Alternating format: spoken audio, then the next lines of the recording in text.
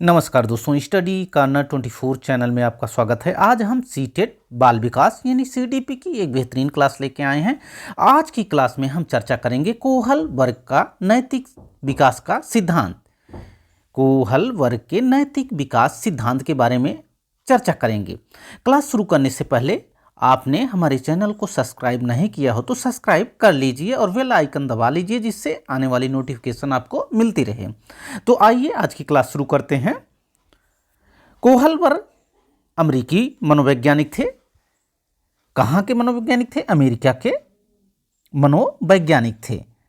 इनके विकास के सिद्धांत को नैतिक विकास का सिद्धांत कहते हैं और इसको नैतिक अवस्था के सिद्धांत के नाम से भी जाना जाता है। नैतिक विकास का सिद्धांत या नैतिक अवस्था के सिद्धांत के नाम से जाना जाता है। कोहल वर्ग ने अपने नैतिक विकास के सिद्धांत में बताया कि नैतिक व्यवहार जन्मजात नहीं होते हैं। नैतिक व्यवहार जन्मजात नहीं होते हैं, बल्कि इसे सामाजिक परिवेश से सीखा या अर्जित किया जाता है। इसे अर्जित किया जाता है। कोहल वर्ग ने अपने नैतिक विकास के सिद्धांत में बताया कि नैतिक व्यवहार जन्मजात नहीं होते हैं, बल्कि इसे सामाजिक परिवेश से अर्जित किया जाता है या सीखा जाता है। कोहल वर्ग ने बच्चों के साथ 20 साल तक विशेष प्रकार के साक्षात्कार का प्रयोग करने के बाद बताया कि नैतिक विकास के 6 चरण होते हैं। कितने चरण होते हैं? 6 चरण होते हैं और 3 अवस्थाएं होती हैं। 6 चरण और 3 अवस्थाएं होती हैं। कितनी अवस्थाएं होती हैं? 3 अवस्थाएं और 6 चरण होते हैं, जिन्हें आसानी से पहचाना जा सकता है। इन 6 चरणों में से प्रत्येक चरण नैतिक दुविधाओं को सुलझाने में अपने पूर्व चरण से अधिक परिपूर्ण होता है। लॉरेंस कोहल वर्ग ने जो 6 चरण बताए, 6 चरणों में से प्रत्येक चरण नैतिक दुविधाओं को सुलझाने में अपने पूर्व चरण से अधिक परिपूर्ण होता है। अब हम आगे बढ़ते हैं, देखते हैं लॉरेंस कोहल वर्ग ने जो 3 अवस्थाएं बताई, प्रत्येक अवस्था में 2-2 चरण इन्होंने बताए हैं, उसको देख लेते हैं। इन्होंने सबसे पहले पूर्व परंपरागत अवस्था बताई। कौन सी अवस्था? पूर्व परंपरागत अवस्था, प्री कन्वेंशनल स्टेज। कितने वर्ष तक होती है? 4 से 10 वर्ष तक की उम्र के जो होते हैं, वो उस अवस्था को लॉरेंस कोहल वर्ग ने पूर्व परंपरागत अवस्था बताई। 4 से 10 वर्ष तक के बालक पूर्व परंपरागत अवस्था में होते हैं। अब जो चरण इन्होंने 6 बताए हैं, तो प्रत्येक अवस्था में 2-2 चरण इन्होंने बताए हैं। कितने चरण? 2-2 चरण इन्होंने बताए हैं। प्रत्येक अवस्था में 2-2 चरण इन्होंने बताए हैं। तो सबसे पहले हम पहली अवस्था देखते हैं, पूर्व परंपरागत अवस्था। पूर्व परंपरागत अवस्था 4 से 10 वर्ष तक होती है। परंपरागत अवस्था 10 से 13 वर्ष तक होती है। इसके बाद उत्तर परंपरागत अवस्था 13 वर्ष से अधिक की होती है, जिसको पोस्ट कन्वेंशनल स्टेज कहते हैं। तो एक एक के बारे में हम विस्तार से पढ़ेंगे। सबसे पहले देखेंगे पूर्व परंपरागत अवस्था।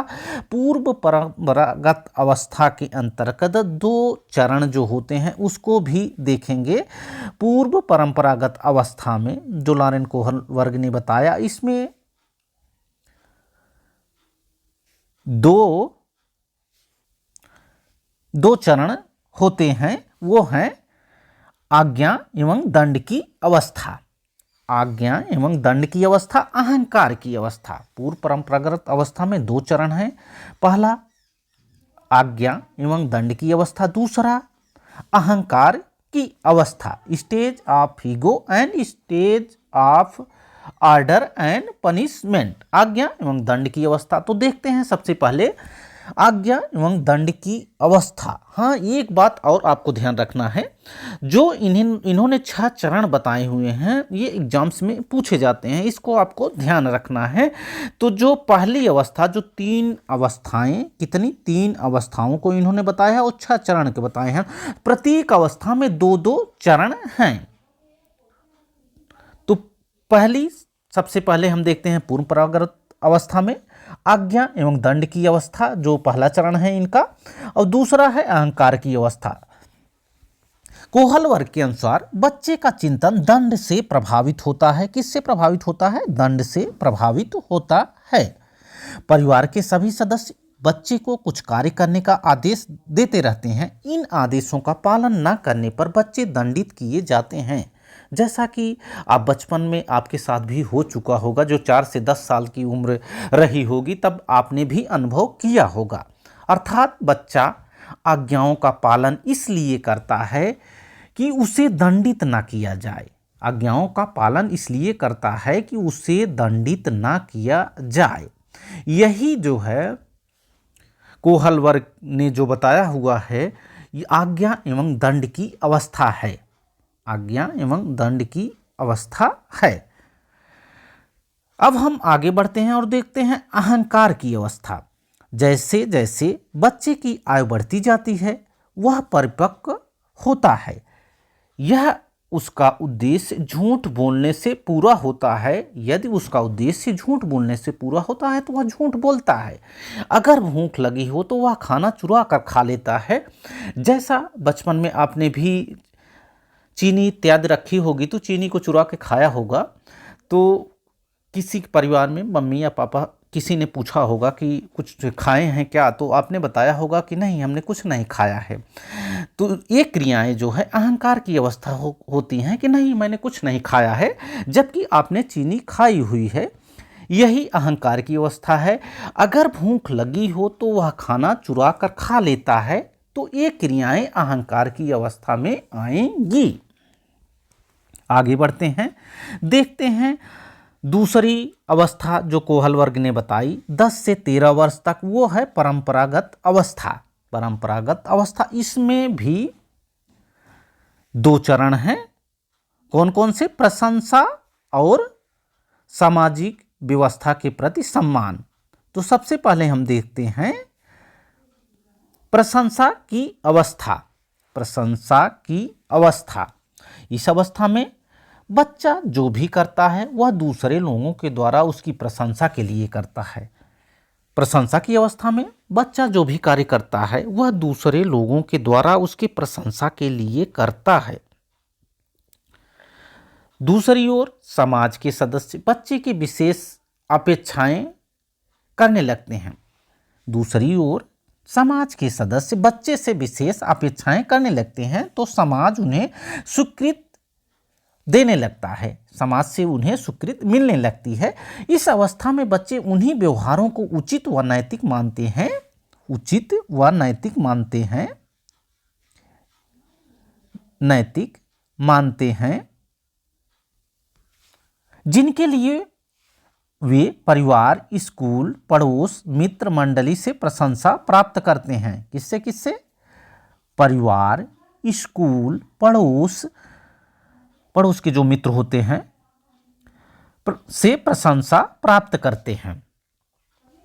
जो प्रशंसा की अवस्था होती है, इस अवस्था में बच्चे उन्हीं व्यवहारों को उचित व नैतिक मानते हैं जिनके लिए वे परिवार, स्कूल, पड़ोस, मित्र मंडली से प्रशंसा प्राप्त करते हैं। इस प्रकार हम कह सकते हैं कि इस अवस्था में बच्चे चिंतन का स्वरूप समाज और परिवेश से निर्धारित होता है। इस प्रकार हम कह सकते हैं कि इस अवस्था में बच्चे के चिंतन का स्वरूप समाज और परिवेश से निर्धारित होता है। अब हम आगे बढ़ते हैं और देखते हैं इसका दूसरा चरण जो इन्होंने दूसरी अवस्था बताई परंपरागत अवस्था, इसके अंतर्गत जो दूसरा चरण है, पहला तो है प्रशंसा की अवस्था, दूसरा है सामाजिक व्यवस्था के प्रति सम्मान।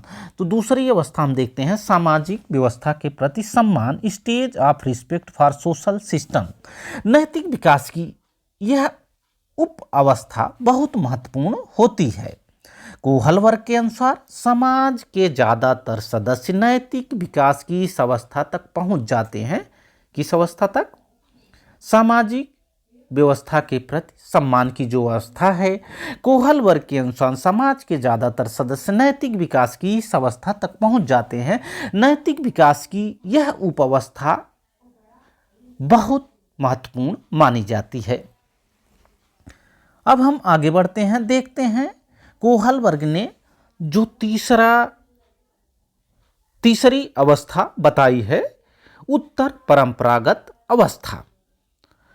13 वर्ष से अधिक की उम्र की होती है। उत्तर परंपरागत अवस्था 13 वर्ष से ऊपर की जो अवस्था होती है उत्तर परंपरागत अवस्था कहलाती है। कोहल वर्ग ने इस अवस्था को भी 2 स्तरों में बांटा है। कौन कौन से? सामाजिक समझौते की अवस्था, सामाजिक समझौते की अवस्था यानी स्टेज ऑफ सोशल कॉन्ट्रैक्ट, और विवेक की अवस्था, स्टेज ऑफ कॉन्शियंस यानी स्टेज ऑफ कॉन्शियंस, विवेक की अवस्था और सामाजिक समझौते की अवस्था में बांटा है। सामाजिक समझौते की अवस्था, कोई भी बालक इस अवस्था तक आते आते समाज के प्रति अच्छा कार्य करता है। वह नहीं चाहता है कि समाज के साथ उसका समझौता टूटे। कोहल वर्ग ने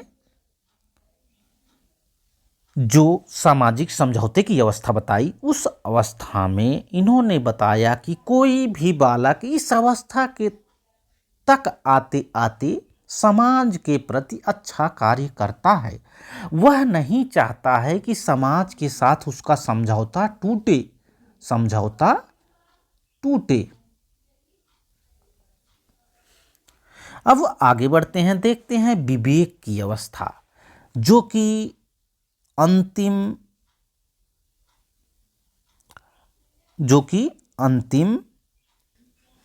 चरण है कोहल वर्ग के सिद्धांत का। विवेक की अवस्था, स्टेज ऑफ कॉन्शियंस। इस अवस्था में बालक अपने विवेक का प्रयोग करता है। बालक अपने विवेक का प्रयोग करता है। बालक में अच्छे बुरे, अनुचित उचित आदि विषयों पर स्वयं के व्यक्तिगत विचार विकसित हो जाते हैं। जो विवेक की अवस्था है, इसमें बालक अपने विवेक का प्रयोग करता है। बालक में अच्छे बुरे, उचित अनुचित आदि विषयों पर स्वयं के व्यक्तिगत विचार विकसित हो जाते हैं। यह 6वां चरण है कोहल वर्ग के सिद्धांत का, विवेक की अवस्था। इस अवस्था में बालक अपने मन से कार्य करता है। इस अवस्था में बालक अपने मन से कार्य करने लगता है। इस अवस्था में बालक अपने विवेक का प्रयोग करता है। बालक में अच्छे बुरे, उचित अनुचित आदि कार्य करने की क्षमता विकसित हो जाती है। यही विवेक की अवस्था है, जो कि अंतिम चरण है कोहल वर्ग के सिद्धांत का।